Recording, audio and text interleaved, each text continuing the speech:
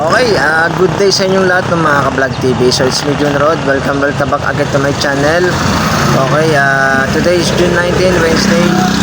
So yung vlog natin is regarding sa aking MDL. Okay, pakita ko sa inyo.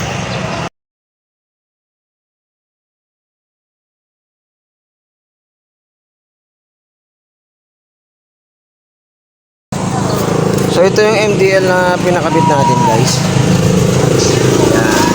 So ang brand niya is TDD. So dalawang ilaw. Ito yung sa kabila.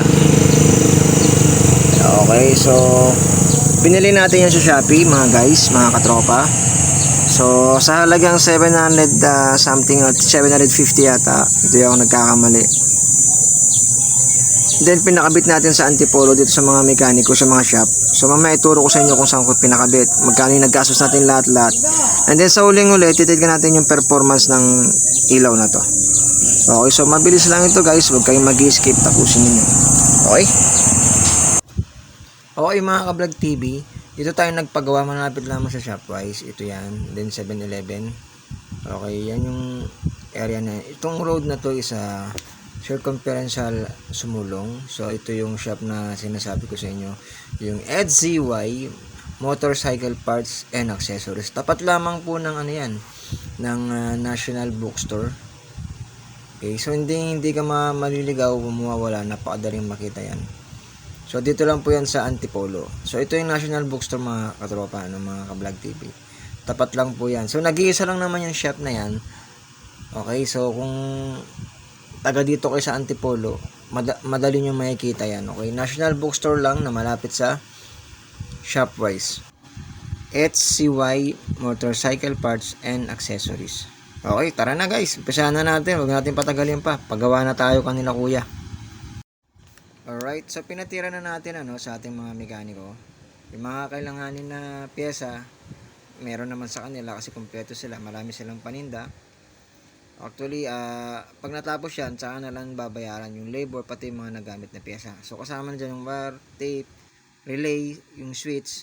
So yun lang naman madadagdag, tsaka yung bracket. So magaling si kuya na gumagawa. Mabilis naman yung nagawa yan. Hindi ako masyadong matagal na naghintay.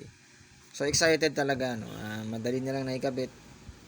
Sanay na sanay din sila sa kanilang ginagawa, mga ka-vlog TV. Okay, after na may kabit, hinintay natin maggabi. So ito na, para matesting natin yung performance niya.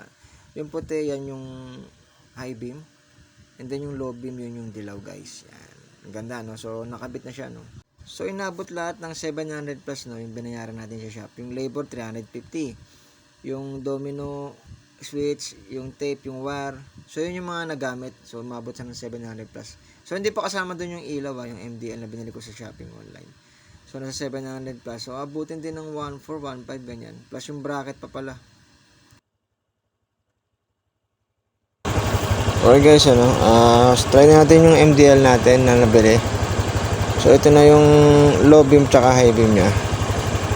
Low beam yung yellow. And high beam puti. Low beam. So hindi sabog, nakita mo, concentrate yung ilaw niya.